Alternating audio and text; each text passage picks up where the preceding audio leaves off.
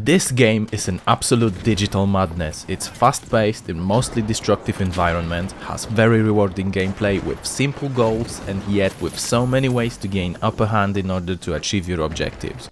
Firstly, you get to customize, because I can't say create, your so-called contestant. You've got few presets for each of 3 classes, then you get to choose from multiple apparel items that are the same across all 3 contestants, and you are ready to jump into your first round.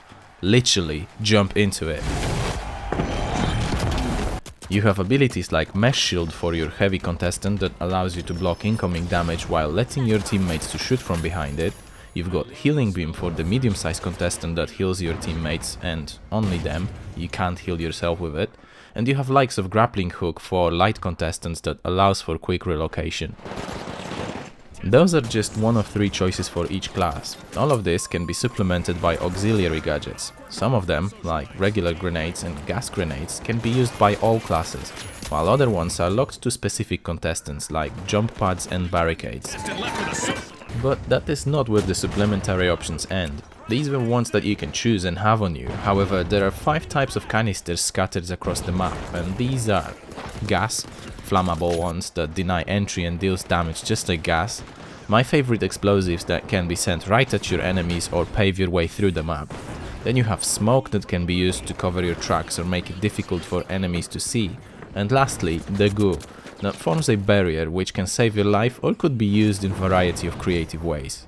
Maps will also have permanent jump pads that will help you traversing through to your destination. They will also have interactive elements like bridges or gates that can be enabled or disabled depending on what's your plan. And lastly, you have zip lines either in upwards directions or across the environment. Also, what kind of shooter would it be without sliding mechanics in 2023? There are 2 main game modes, Quick Cash and Banquet.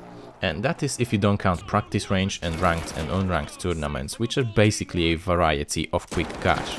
So, starting with Quick Cash, you have to open vaults that spawn one at a time, more in tournaments.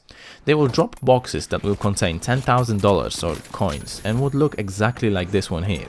Your goal would be then to cash it all out. You can do it by delivering these boxes to this specific machinery and protect it until the cash out is complete. First team to 20,000 wins. There is a catch though, as even if you brought the box and started the cash out, your team won't get any score until the whole process has finished. If it gets hijacked by other team, they won't have to start over from 0. They will just carry over your team's cash out progress. Then there is Banquet. The same vaults in here have a different role. Once you open them, instead of a box, they will drop a specified amount of coins. Now, just like with the box in the other mode, you have to deliver these to cash them out. Cash out points are available for a limited time, and if that's not bad enough, you can drop all of your coins if you have fallen in the battle. Then the other team can grab them all and score for themselves. That would be the secondary way of obtaining these coins. Each time you defeat a player, they drop 1000 coins even if they had 0 on them. However, if they had more, let's say 5000, then all 5k would be on the floor for you to grab.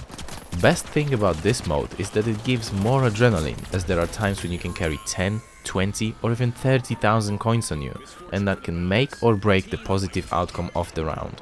It doesn't necessarily have to be such a big sum of coins. It could be a situation just like this here, where enemy team nearly won and our team was nearly wiped. However, due to luck, good timing and risky doll approach, we have managed to win, though my stress levels here when trying to cash out were too damn high.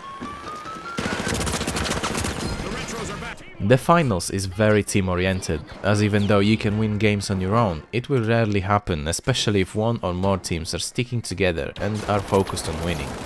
Worth mentioning is the fact that you have 3 teams of 3 people in Quick Cash and 4 teams of 3 people in Banquet.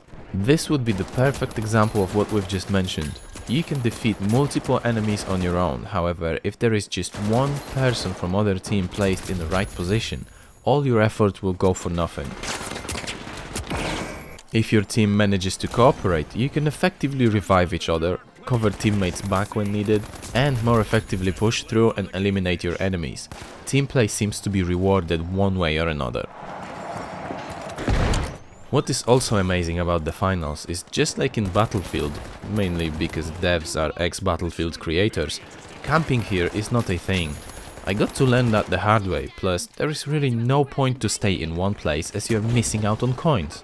All in all, I can't recommend this game enough. Not only it does have Battlefield's DNA within, but it also effectively mixes fast-paced gameplay of Call of Duty and games alike.